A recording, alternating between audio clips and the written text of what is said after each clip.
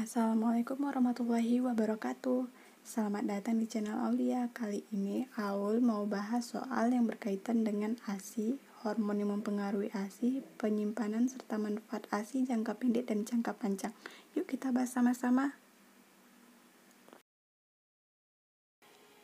Hormon oksitosin diproduksi oleh A. Hipotalamus, B. Hipofise posterior, C. Hipofise anterior, D. otak, E. pankreas.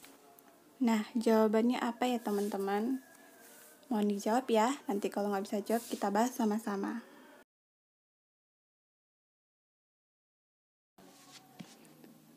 Nah, jawabannya adalah A. Hipotalamus. Nah, kita bahas dulu ya teman-teman kenapa hipotalamus. Hipotalamus itu adalah bagian otak yang mengeluarkan zat kimia dalam bentuk hormon yang dibutuhkan tubuh untuk mengendalikan organ dan sel. Nah, salah satu hormon yang dihasilkan oleh hipotalamus ini ya hormon oksitosin ini ya teman-teman, atau yang disebut juga sama hormon cinta. Fungsi hormon oksitosin ini dia menanggapi peregangan serviks dan rahim saat persalinan dengan menstimulasi puting susu dari menyusui yang gunanya nanti bisa untuk membantu proses persalinan. Terus membantu ikatan antara ibu dan bayi serta memproduksi ASI. Lanjut untuk soal kedua, peningkatan hormon prolaktin sangat dipengaruhi oleh A. Penurunan hormon estrogen, B. Penurunan hormon oksitosin, C. Pengisapan ASI oleh bayi, D. Penurunan hormon progesteron, E. Ibu sering memikirkan bayi. Untuk soal yang ini lumayan menjebak ya teman-teman, jadi harus dipastikan betul mana yang jawabannya yang paling tepat. Kita bahas dulu tentang bagaimana proses pembentukan ASI ini dulu ya teman-teman. Nah, proses pembentukan ASI ini ada 3 tahap. Nah, pada akhir kehamilan atau trimester 3, payudara udah mulai memproduksi kolostrum, tetapi jumlahnya ditekan oleh kadar hormon progesteron yang tinggi, sehingga dia belum bisa keluar. Yang tahap keduanya yaitu pada saat melahirkan dan sesudah keluar plasenta, hormon progesteron dan estrogen serta HPL turun secara drastis.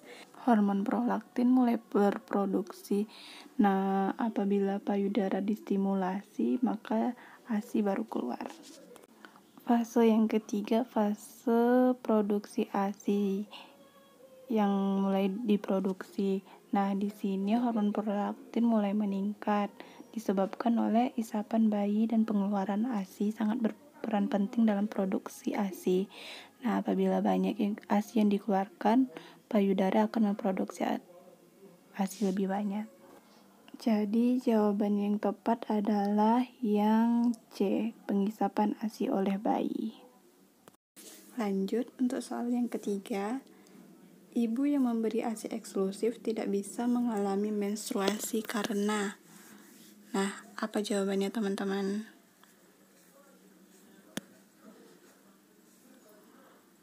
Yap, jawabannya adalah D. Kadar hormon prolaktin tinggi sehingga menekan hormon FSH. Hormon FSH ini hormon yang membuat telur yang berada di ovarium menjadi matang sehingga siap untuk dibuahi atau ovulasi. Karena hormon prolaktin tinggi ini, maka dia menghambat proses ovulasi, sehingga juga bisa dikatakan ini bisa menjadi KB alami. Lanjut untuk soal berikutnya. Apa tujuan utama dari pelaksanaan inisiasi menyusui dini atau IMD? A. Mendapatkan kolostrum, B. Menurunkan angka kematian bayi, C. Sentuhan pertama dengan ibunya atau bonding attachment, D. Membentuk ikatan dengan orang tua, E. Menghindari infeksi usus pada bayi. Apa nih jawabannya? Jawabannya adalah yang C, sentuhan pertama dengan ibunya atau bonding attachment. Kenapa? Dengan adanya bonding attachment, maka bayi bisa mendapatkan kolostrum, bisa menurunkan angka kematian bayi, bisa membentuk ikatan dengan orang tua, serta bisa menghindari infeksi usus pada bayi karena bayi sudah mendapatkan ASI. Soal selanjutnya, ASI berubah dari kolostrum menjadi ASI matur pada hari ke A5, B10, C15, D20, E25. Jawabannya adalah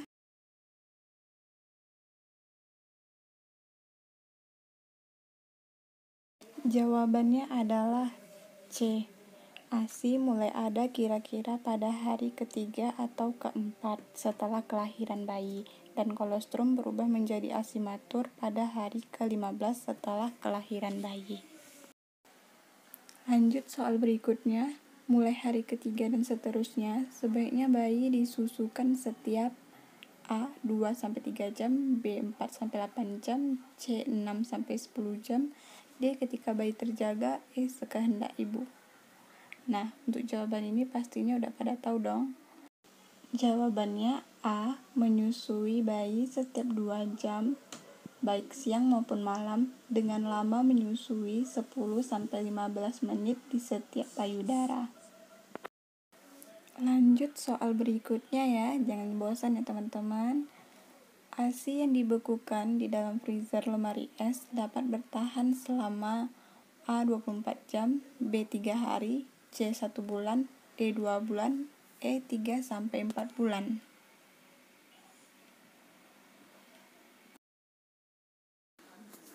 Lama penyimpanan ASI itu berbeda-beda. Pada suhu ruangan dia bisa bertahan 4-8 jam. Di lemari es itu 1-8 hari. Di freezer lemari es itu 2 minggu sampai 4 bulan. Di peti freezer itu 6-12 bulan ya teman-teman. Jadi sebenarnya ASI ini lebih baik dia segera langsung diberikan, karena semakin lama ASI disimpan itu dia bisa mempengaruhi kualitas dan nilai gizinya. Jadi jawaban untuk soal ini adalah yang E, 3-4 bulan. Ini soal yang terakhir ya teman-teman.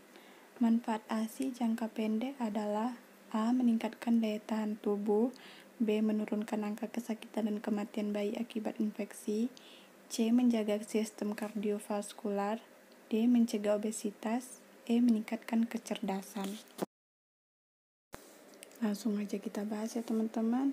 Meningkatkan daya tahan tubuh ini untuk jangka panjang, karena pemberian ASI ini dapat memperkuat daya tahan tubuh bayi karena ASI mengandung zat antibodi. Zat antibodi ini yang akan membentuk kekebalan tubuh yang bermanfaat untuk menangkal virus dan berbagai penyakit. Yang kedua, menurunkan risiko penyakit infeksi. Ini adalah manfaat ASI jangka pendek, karena ini sudah memang terbukti memberikan manfaat penurunan angka kesakitan dan kematian akibat penyakit infeksi. Nah, bayi-bayi yang memiliki dan mendapatkan ASI eksklusif selama 6 bulan beresiko lebih rendah dan jarang mengalami diare, infeksi saluran napas, infeksi telinga, infeksi otak maupun infeksi saluran cerna. Menjaga sistem kardiovaskular, mencegah obesitas, meningkatkan kecerdasan, ini merupakan manfaat ASI jangka panjang ya teman-teman.